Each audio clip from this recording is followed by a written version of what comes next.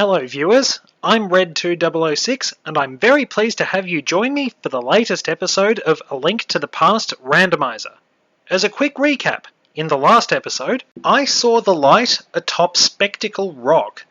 A Gibdo made its own bouncy castle, I found the golden sword, and a fairy played annoyingly hard to get. The action for this episode will actually pick up at Hyrule Castle's entry. Okay, so I entered the previous episode in a bit of a quandary. However, I realised that I hadn't been through the castle basement.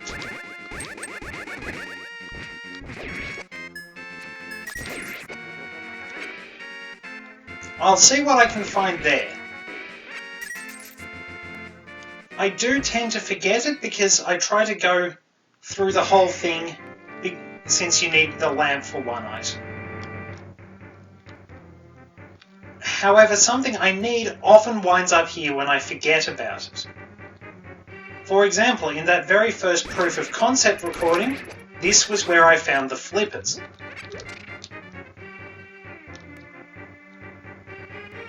I think I'd found the lamp fairly early as well, so that was actually a really good run. I only got stuck for a brief moment, and of course the minute I stepped away, I realised what I had to do. Sometimes if you take a little moment to think, you get the results. We're basically tearing through the guards here. We can dispatch them with whatever means we like. Of course, we can't get too cocky. I immediately got punished for my hubris.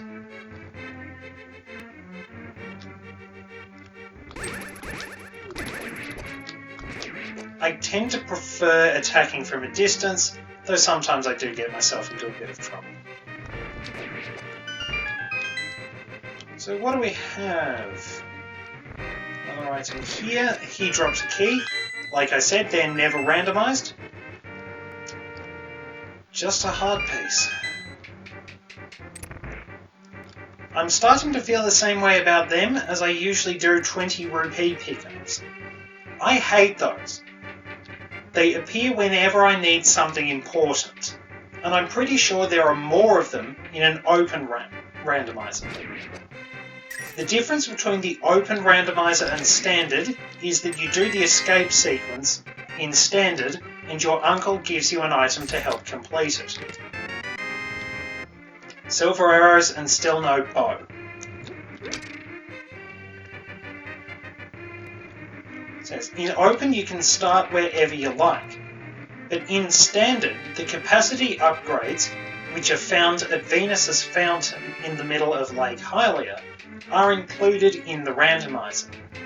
If you're doing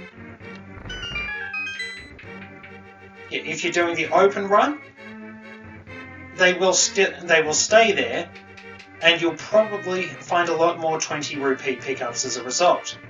You do find quite a few arrow and bomb pickups, but nowhere near as many as 20 rupees.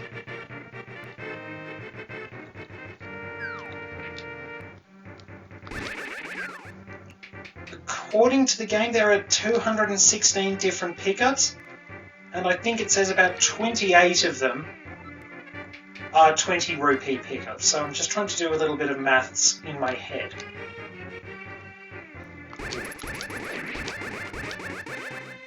It's probably about 13%, give or take a little.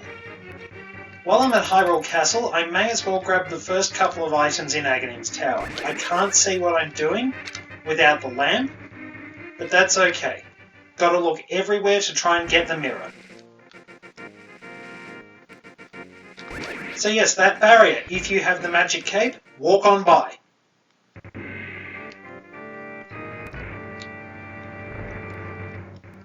Thankfully, these guys aren't much chop compared to the golden sword. There is a chest here, but I think I will be in the dark, literally, if I go any further. On top of that, I have no keys and I just came here for money. The game doesn't force you to go into dark areas, Well, we've had some very good starts. I mean, we can stab things in style. But we are a little stuck when it comes to actual navigation. I don't have the hook shot either, and that's a little troublesome. Whoa, massive, massive, massive slowdown. Don't know if it'll show up in the actual video, but yeah, that was a surprising amount of lag. So looking at what I have, I think the best option off the top of my head is to go back into Thieves Town because I can't access anything else at the moment.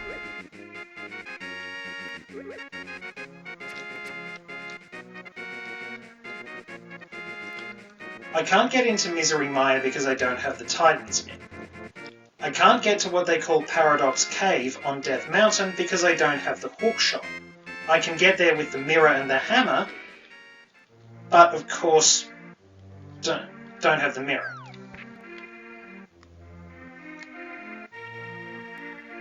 Don't think there's anything I've missed off the top of my head. I'm sure some people are probably screaming at the screen at this point telling me what to do. If I am fortunate enough to have repeat viewers, if you are hanging around for the long haul, I am very grateful to you.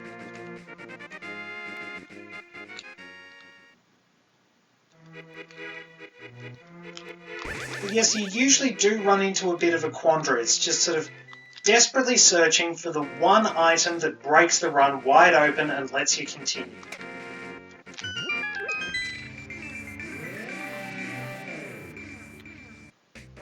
And of course, once I'm in here, I can't get out without saving. And we found a rock under a bush. Not that it was easy to see because I was just hacking at it.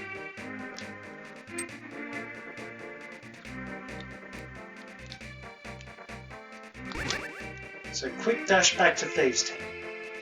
Also worth noting with the high level sword, sometimes the hitboxes get a bit mixed up between the sword beams and the actual blade, so you might do a bit less damage than you thought.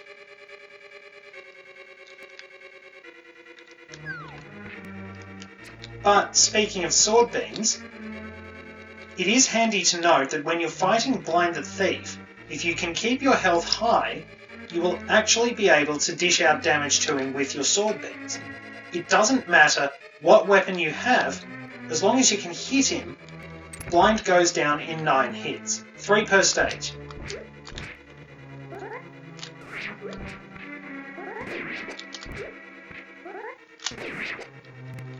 Another interesting note, those red Stalfos throw bones at you, but your shield can't block them no matter what level it is. Even the mirror shield can't block them, which I think is a bit crap. It wouldn't be until Link's Awakening that the mirror shield became genuinely useful. Also worth noting that while your shield could protect you fairly well in Zelda 2, you did need a few boosts to it. It couldn't block axes, such as those used by Dairas, and it needed the Reflect spell to actually turn back magical attacks. You could block them, but you wouldn't be able to bounce them back, and you needed the Reflect spell to defeat the boss of the 4th palace, since he was, for all intents and purposes, a glorified Wizrobe. Probably didn't help the Wizrobe's cause that they looked a little bit like they were in the KKK.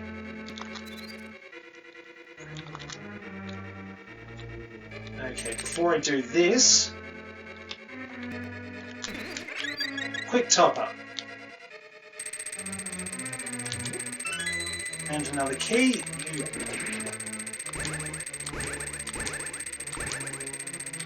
Okay, I'll have to use the boomerang for that. There we go. Didn't I say at one point that I had Stormtrooper level accuracy?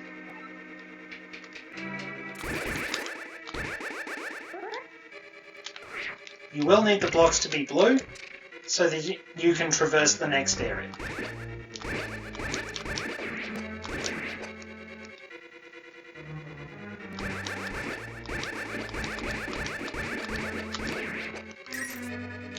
And don't forget to bring bombs. Interestingly, you don't have to do this if you have the boss randomizer option on.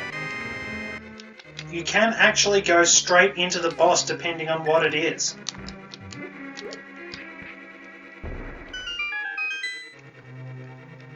Mainly for the fact that it won't necessarily be Blind the Thief in a randomizer. Blind might turn up here, but odds are you'll have something different. The first time I did the boss randomizer, I was very grateful for the fact the Amos Knights were there. Because I think I actually scored a pretty good item from them.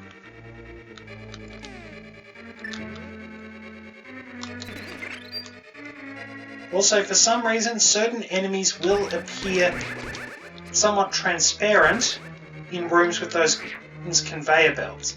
I'm not exactly sure why that happens.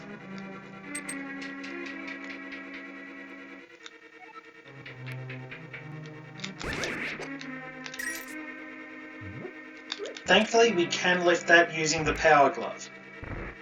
If we head off to the left, because we have the hammer, we can get the item from the big chest.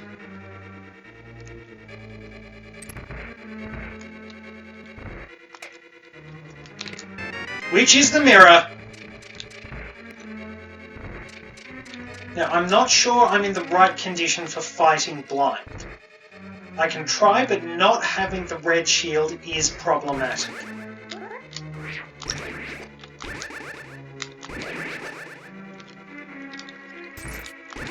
Good thing I did decide to come here, to be honest.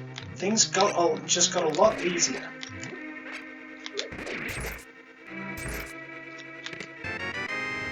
Alright. So I don't have any healing items, but I will give this a try. If it gets tough, I'll just warp out of the battle. You can do that.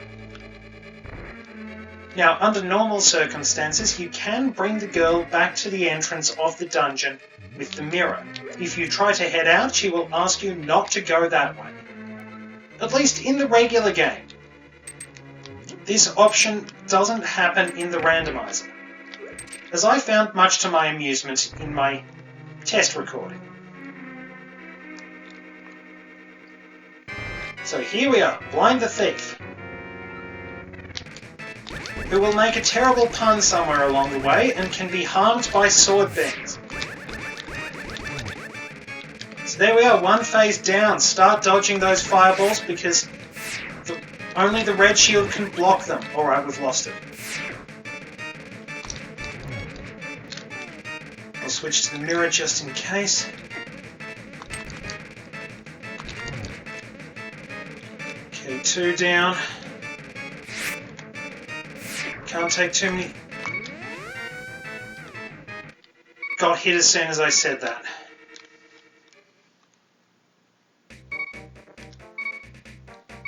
Not looking good. Alright, those thieves don't hurt you thankfully, but they will steal your stuff. If you have enemy randomizers on, you can hurt them and kill them. Also, if you're looking for healing in a pinch, come and talk to these guys.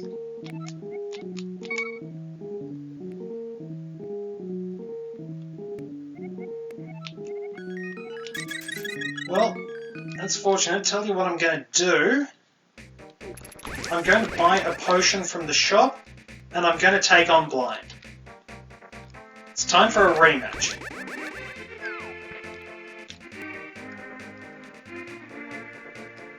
The shop is just down here. You'll need the hammer to access it.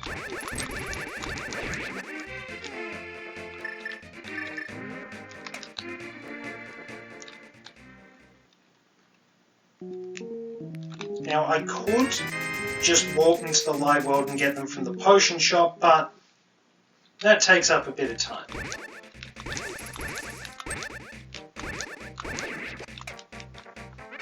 That'll teach him to ruin my garden.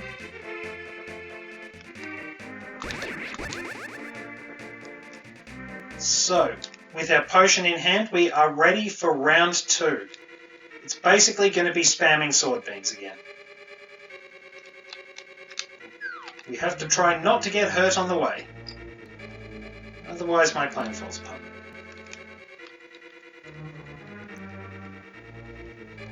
I believe those fireballs are also completely unaffected by what mail you have.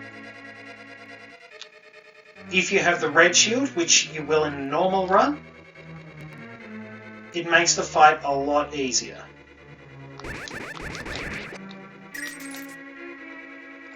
So here we are, ready for round 2.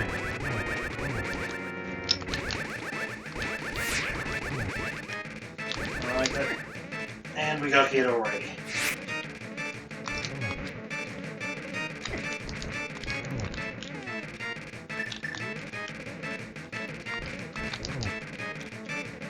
Okay, 3 to go.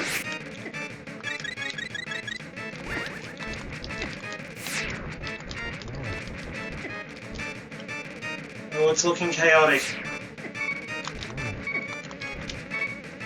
Can I get... Oh, no!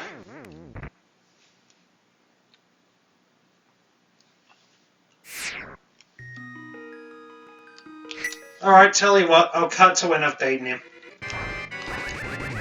Third time's the charm.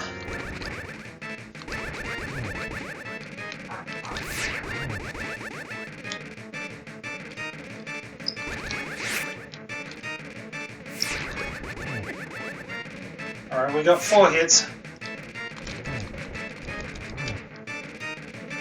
Okay, 6.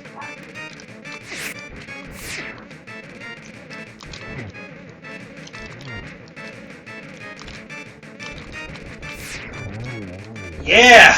Much better that time.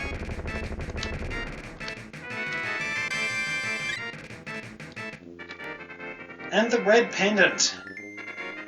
That's a good spot to wrap it up, I think. Thank you very much for joining me, and I will see you in the next episode.